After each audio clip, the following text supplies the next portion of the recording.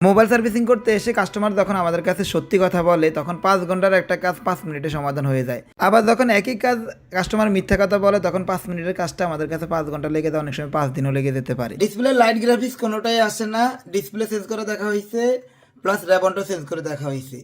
এর পরবর্তীতে আমার কাছে আসছে, তো বারবার র্যাবন চেঞ্জ করলে ডিসপ্লে চেঞ্জ করলেও কাজ হবে না। যেখানে আপনার কাজটা করতে হবে কন্টিনিউ করতে থাকুন।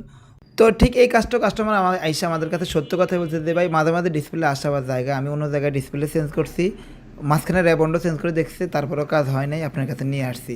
যেহেতু কাস্টমার অলরেডি প্রাথমিক চেক আপ করে ফেলছে, র্যাবন এবং ডিসপ্লে চেঞ্জ করে দেখেছে কাজ হয় নাই, পরবর্তী কাজ হচ্ছে এই কানেক্টরটা চেক করা। কানেক্টর সবসময় টুইজার দিয়ে, একটা হার্ড টুইজার দিয়ে দুই দিক থেকে চাপ দিয়ে দেখবেন কানেক্টর লড়ে কিনা।